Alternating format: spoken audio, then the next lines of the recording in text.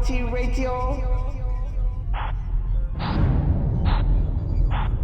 Hello there and welcome to this brand new edition of 5RoundMMA. My name is Alex Ramirez. Alongside me are my co-hosts Albert Cita and Guillermo Cita. For our loyal fans out there, you guys may notice that we've been on a little hiatus for about a month or so. A little technical difficulty with so summer vacation.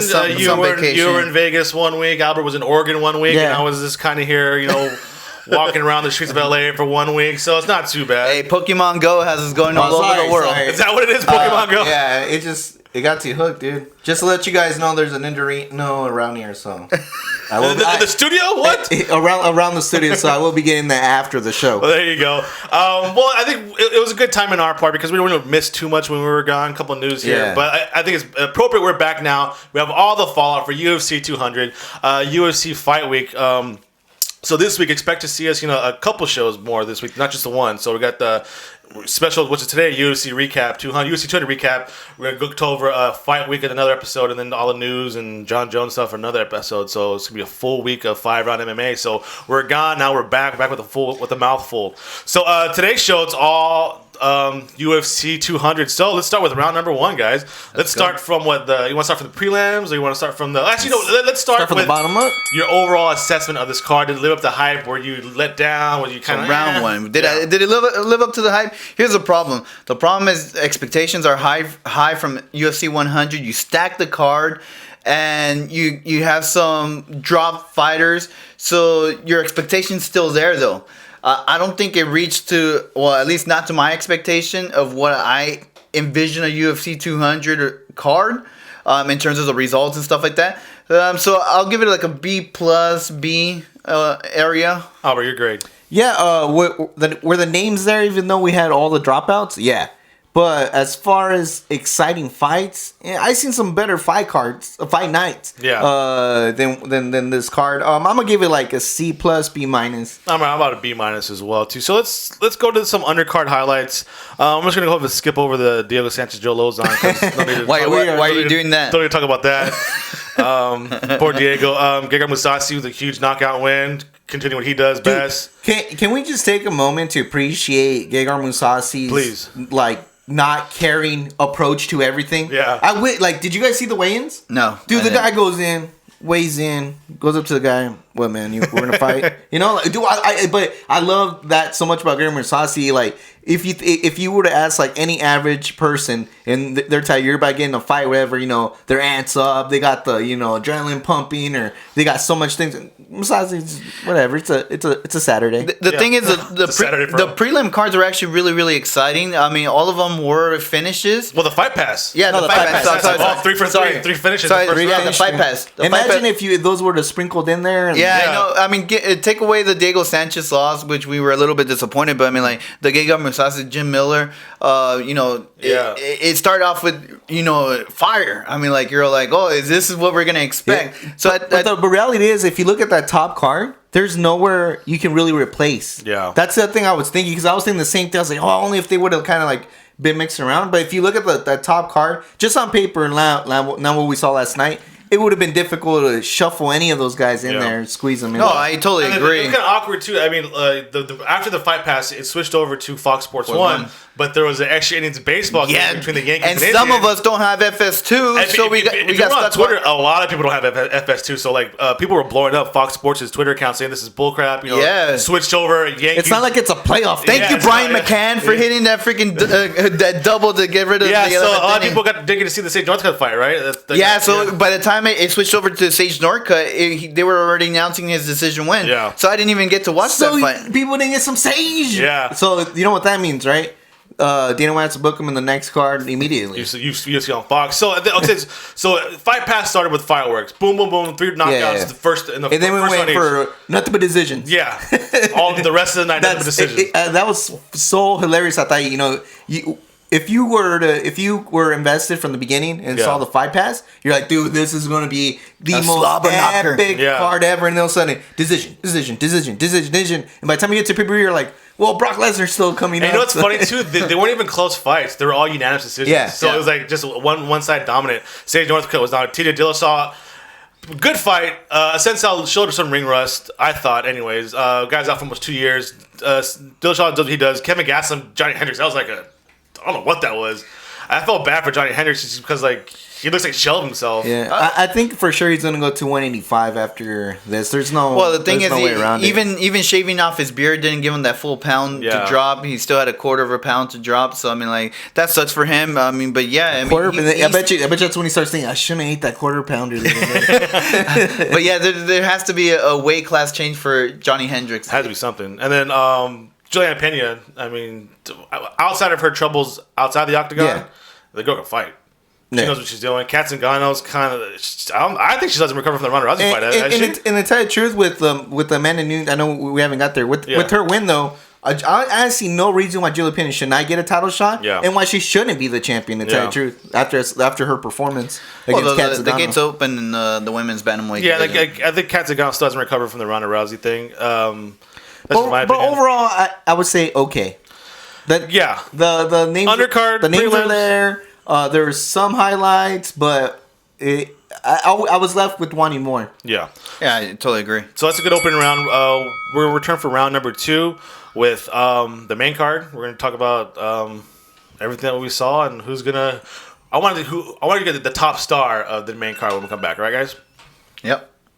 Time for round number 2. Let's jump right into the main card with the opening bout.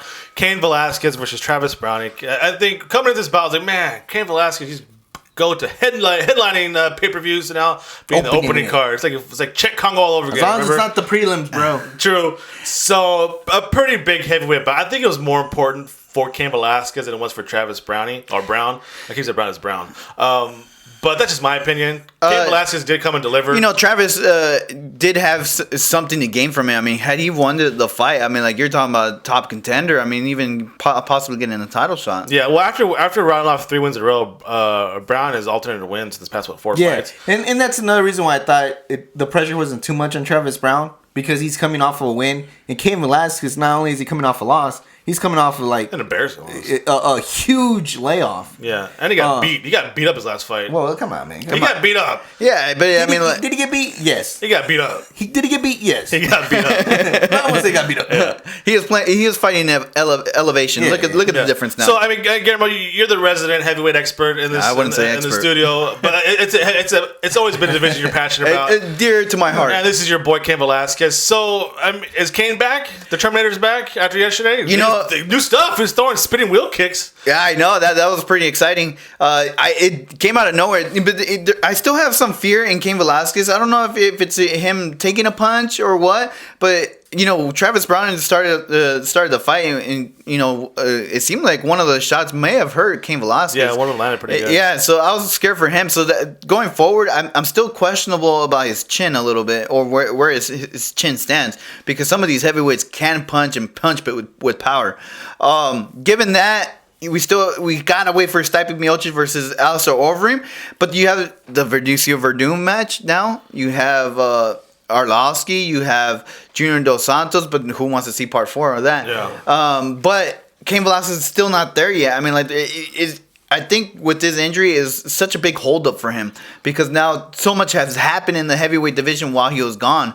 So now, even with this win, you know, Joe Rogan went out there and said, "Hey, you know, what's next for you? You think it's a title shot?" And Cain Velasquez was honest. You know, if UFC wants to give it to me, but give me the best. And that's the right approach, because that's the only way he's going to get a title shot. Well, I don't know if the UFC wants to do this, Albert, but let me know what you say about this. But the Black Beast is out there. He just beat Roy Nelson. That would be. Or is that too much too soon for Derek Lewis? To tell the truth, I wouldn't mind seeing Brock Lesnar versus the Beast. I mean, just think of Beast versus Beast. Yeah, just think of the promos that you can get. That's a real tough one, just because do you throw in the Black Beast or in there? Yeah. Do you just give Cain a huge challenge? Or come UFC 203 in Cleveland, is Cain Velasquez front row? I think he's front row. He's front row? I think so. But I will say this: I'm glad that everyone attended Luke Rockhold's seminar, because not only did Cain land that crazy kick, which I'm pretty sure it was from Luke Rockhold's seminar. I know, because DC was throwing kicks too. Yeah, DC was throwing some good little axe kicks or little kicks in there, and I was like, whoa. And I'm pretty sure Luke Rocco had a little something to do with that. Yeah. So go ahead. I was gonna say, I mean, that spinning kick really set up everything for Cain Velasquez because it caught Travis Browne off guard. Yeah. So I think he's going to be front row for UFC with 2 or 3 in Cleveland for the winner of Stipe versus Alistair Overeem. I think because I don't think the UFC ever really fell in love with Verdum as champion. So I think the thing is, I think the road back for Verdum was going to be longer than the road back for Cain Velasquez for the championship. well, the thing about Cain is the fandom behind him. I mean, I feel like when people know that Cain is fighting, especially for the title, Mexican American fans are tuning in. I mean, it's the whole boxing culture too. Canelo Alvarez. Yeah, it's Canelo Alvarez. People, We like hold the celebration Yeah. basically when he fights. Yeah. The one thing they want to point out though is like, where the heck does Travis Browne go from here? Are you now? Do you replace Frank Mir? But is he really that high ranked? I never saw him that. He got on that pretty good. He run, can beat. 3 in a row. Well, honestly, he has notable wins in his. That's record, why, but so he also has notable losses. So. but the notable losses have been to some of the elite fighters. He's beating some of these guys that were lower tier. He does have a win over Overeem, who is now technically the number 1 contender. But that's a loss to, And he has a possible loss to champion. Arlovsky. But he has against But Arlovsky. Arlovsky's a top contender. So it's just the heavyweights are just so tough. Like I wouldn't even know like where to put Travis Browne. It's almost like these guys just beat up on each other, right? It's like what's the women's bantamweight now? They're all you can't really get a rank. It's hard because there's you know what that means, right? We need another Ultimate Fighter heavyweights. I like it. Then I'll watch it. with current heavyweights. That's it for round number 2. Round number 3, I just blow your we're going to mind? dig into Jose Aldo and Frankie Edgar, and if any of the 2 fighters really deserve to fight Conor McGregor. We'll answer that question next. Welcome back. Time for round number 3. The interim featherweight championship was won by Jose Aldo after he defeated Frankie Edgar. No, Jose Aldo. Jose. And I remember watching this fight, Albert. I told you, like, either the winner of this fight has to do some really good smack talking to get the people engaged against the Conor McGregor, because it's all be Conor McGregor promos. And I thought to myself, because either Frankie Edgar or Jose Aldo wasn't doing a great performance, but then I kind of thought to myself, well, no, it's not fair to them. I think maybe they're just so good that you can't really fault either guy for not being able to finish each other. Yeah. I think Frankie Edgar is one of the top fighters in the world, so is Jose Aldo, and the fact that it was a great technical bout, but like not exciting or like, you know. Well, Jose Aldo has some mean shots that would have probably put any man down. It's just Frankie doesn't go down. I think they almost negate each other. That's how good they are. Yeah. So I think from a selling standpoint, it's gonna be kind of hard to sell Conor McGregor versus Jose Aldo too, unless without that smack talk. And Jose Aldo didn't really do any smack talk at all after the fight. Yeah, big disappointment. So there. like, and then so you guys are wrong, totally wrong on that. Oh, you must know what- some good you Portuguese. speak Portuguese smack now, talk. or- Yeah. No. Well, first of all, I don't speak Portuguese at all. I mean, but you know, I had a problem with the translator. I mean, Jose Aldo went on a long rant, and it was like 5 words in English. This is the part that upsets me when it comes to the translator. They use this Brazilian guy all the time. Yeah. But when they go to Japan, they barely get that Japanese girl, and she was awesome. The one with the pin. She just like her pins. Yeah, because remember as soon as they were touching, she was and then you know she was on point. And I remember they used her once, and then they used somebody else, and that's the one you need to keep around. Yeah. This Brazilian guy, I don't know. This jabroni. This jabroni translator, I don't know. But back to Jose Aldo. It was not the same Jose Aldo that I saw against Conor McGregor. Against Conor McGregor, he came guns blazing. That's just 6 months of trash talk. I know, but maybe he held that a little bit personal. If we see this Jose Aldo a little bit more patient, picking his shots, it's gonna be bad news for McGregor. Yeah, it's McGregor bad news for fans out McGregor. I think Jose Aldo looked great in shape. I mean, remember we kind of criticized a little bit of he didn't look in the best shape in the world against Conor McGregor. Well, he looked great against Frankie Edgar. I'm not gonna lie, Yeah. it was the 5th round. That guy wasn't even breaking a sweat. Yeah. I mean, his cardio was on point. I don't know what it was about Jose Aldo. I just felt the aura around him again.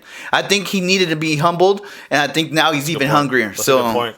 So, I mean, obviously McGregor has Nate Diaz coming up in August. After that, who knows? Well, Eddie Alvarez already called him out too, so. I think McGregor said during the press conference, "What I'm going to beat Nate Diaz, defend my title, and then go for the trilogy for Nate Diaz again." So that's McGregor's plans. I think whatever McGregor wants, Dana White's going to do. As far as Dana White says, yeah, Jose Aldo's going to fight him next, but after Diaz versus after McGregor. So I don't think so. I think that Nate Diaz and Conor McGregor. If Conor McGregor wins, we see the trilogy right off the bat. right off the bat. Right off the bat. I don't think so. I think he's gonna go down 145. I think. Well, no, I mean, like, he has you got to give the Yeah. same favor that Nate Diaz did to Conor McGregor, is giving the rematch. If he wins. If Conor wins. If he loses, go to 145. never come I back up honestly again. think this. I honestly think after the Diaz fight, he fights Jose Aldo, but that'll be the last time we ever see him at 145. Win, lose, draw, whatever. It's the last time because I really don't think he wants to do that weight cut. Yeah. And I think there's more opportunity for him at 155 as far as 145 because he beats Jose Aldo and then Well, but what if Jose Aldo beats him on the rematch? and that's what I said. Win, lose, or draw. Win, lose, or draw, he goes to 155. Knowing Conor McGregor's competitive drive, I don't think he'll have that. He'll like that taste in his mouth. He's also smart too. I think if he does lose to Jose Aldo at 145, he'll just go to 145, 155, maybe win the title there, and then call out Jose Aldo, have him come up again. So he's smart. He knows what he's doing. I think a lot smarter than people give him credit for. But yeah, I'm kind of leaning towards Albert there, where he'll probably this is one last fight at 145. And even if he does win, he's the type of person, I'm going to retire here. I'm done with this division. So, you guys follow UFC on Instagram, right? Yeah. There was an amazing picture. I don't know how Conor McGregor does this so well, but there's Frankie Edgar and Conor McGregor and Jose Aldo fighting. Yeah. And Conor McGregor in the background, Right in the background, yeah. just standing up, quiet. Everybody else is sitting. He's standing up, watching the fight. I really wish Conor McGregor will give out like selfie classes, whatever. I was trying to take some pictures since I was in Portland, Oregon. Dude, I'm the worst selfie taker in the world. I mean, I really don't take them, and when I did, I was like, dude, I obviously now I understand why girls take so long on their angle. Dude, I look hideous. I look hideous in my snaps, bro. Yeah. Hideous. Because I didn't know the angles. But you look at I can see your Tinder profile then, bro. if you see anything Conor McGregor as far as like in Instagram or social media, that guy's on point. Well, my point with all this was that he was taken out of photogenic, yeah. Well, no, he was taken out of UFC 200 because he didn't attend a press conference. Yeah. But dude, just on a picture like that on Instagram can draw so much. Okay, so we're going to take a small break, but before we do that, Frankie Edgar, what now? You know what? He came in a little bit lighter, which was 144.5. Maybe he can make bantamweight. No, he goes back up to 155. 155 has changed drastically since the last time he was there. So much smaller than Jose Aldo. It's Eddie Alvarez, dude, like Eddie Alvarez is a big dude too, man. But I say his future's bantamweight. Everybody that was there when he was champ and went on his run is no longer there. It's new matchups for him. But Benson Henderson leaves, so he's good to go, or what? Well, Gray Maynard's no longer there. Clay Guida's no longer there. I'm telling you, bantamweight's his future. All right, so we're going to take a small break and return for the 4th and 5th round. The championship rounds do not go anywhere.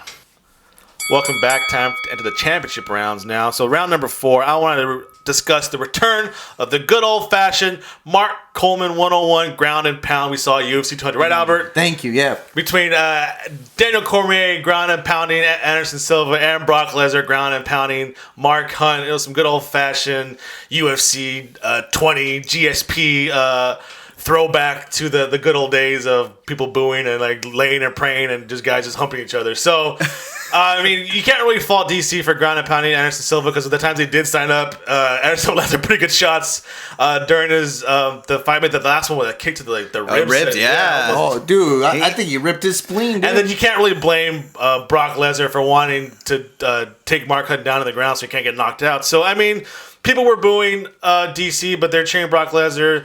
Is it kind of like whoever we like will cheer for ground and pound?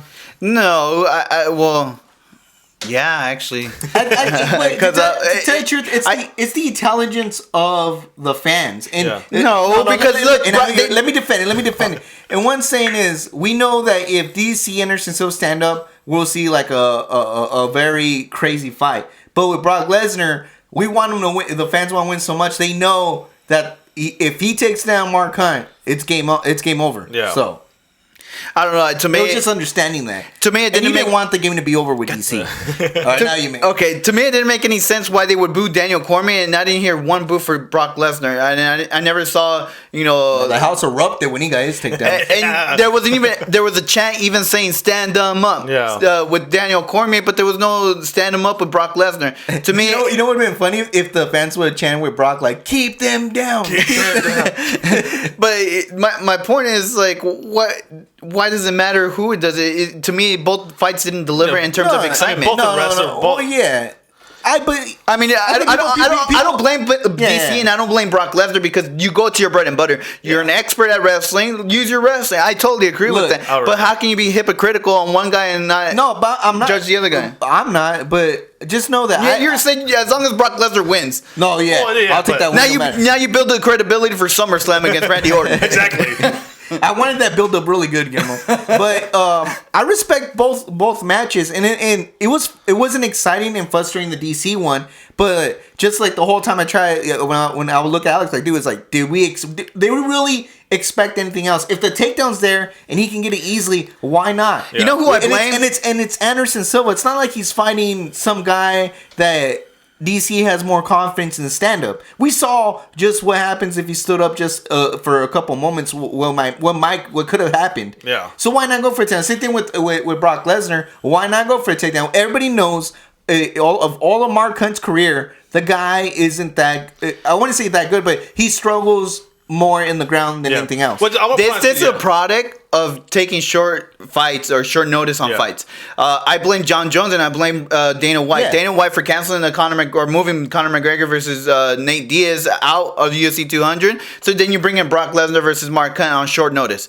Then John Jones does gets positive for PED. So for Daniel Cormier, it's not fair for this guy. He trains for 3 months. Oh yeah, I'm not saying that. Yeah, but that's my point. Is like what did Dana White expect from these guys? Then ground and pound when that's the bread and butter. It's like when they get a train on everything else. I mean, you saw in Brock Lesnar touched on it a little bit. There was a little bit of ring rust in the beginning, or like it was just feels a little bit nice to get his and I think that's going. I think that's a good point to bring up. Like if you're in a legit fight with no training or knowing you're the guy you're fighting that much, what do? You go to your basic instincts. Yeah. And these guys are wrestlers and they know wrestling, so why not do it? I think I'll tell you guys, it's such a shock because Dana White has done the better part of 3 years of getting rid of ground and pound guys. Filter out the ground and pound guys. We don't see that anymore. I mean, GSP made his whole career of fighting that style, of wrestling down, keeping him down on the ground.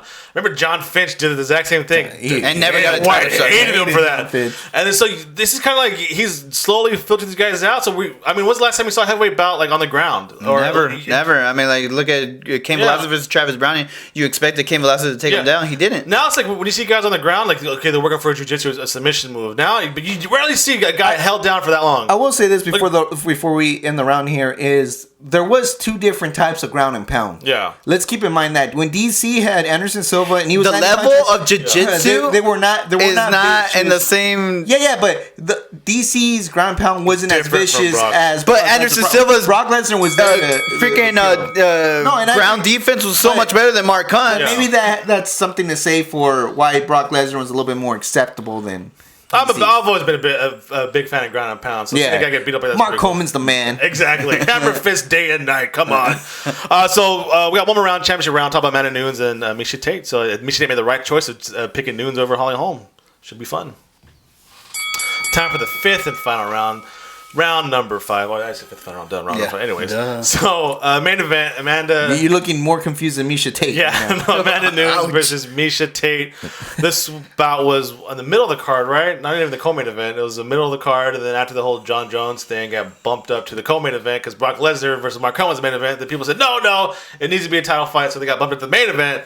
So closed out the show, UFC 200, and Amanda Nunes only needed about, 2-3 minutes to... 3 minutes and 16 seconds to be exact. Claim the women's bantamweight title now. I think it wasn't an awkward fight, but the energy wasn't really there. I think everybody was at this point was drained out. I mean, like we had the fans themselves had an adrenaline dump. After the whole Brock Lesnar. That's what it seemed like. Yeah, I really did put a lot of energy into that fight. I'm not gonna lie to you. A lot of my cheering, a lot of my good waves went out to Brock Lesnar. By the time we got to Miesha Tate, I was kind of out. I had an adrenaline dump. I couldn't really like the crowd wasn't really like hyped up. I was more waiting for the fight to be over. If you guys remember when Holly Holm beat Ronda Rousey, I mean the whole stadium erupted. Yeah.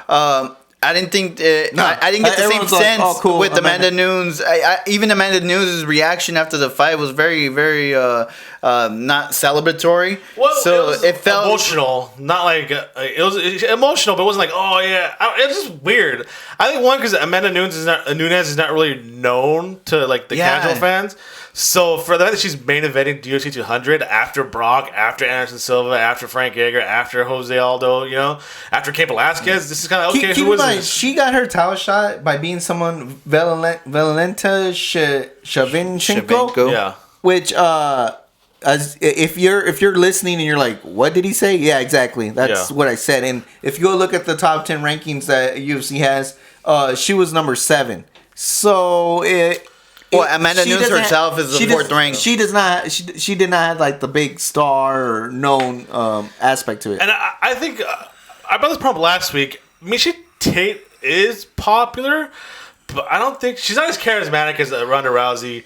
And obviously, Holly Holm has the loyalty of all the Ronda Rousey haters out there as being the girl that knocked out. So Miesha Tate kind of falls in this category where I think only like real hardcore MMA fans like her, right? Yeah, I mean, I just don't see the same charismatic. I mean, like you can see the personality out of Ronda Rousey, and then she became this villain, and then Holly Holm becomes this hero. Yeah, and the hero knocks out the villain. Sorry, if it makes it sound bad. But then Miesha Tate comes along and it's like, okay, we're gonna give you. Knocks out. It kind of seems like Miesha Tate backstabbed Holly Holm, and I think that rubs everybody the wrong way because Miesha Tate didn't return the favor back to Holly Holm, giving her the opportunity. This is the fight Miesha Tate wanted, right? Exactly. So I think it's a combination of karma. I mean, like, for Miesha Tate, she thought she was taking the easy way out, and actually, allegedly, and it was, and now she's paying the ultimate consequences, which is a loss, and that puts her. To me, Miesha Tate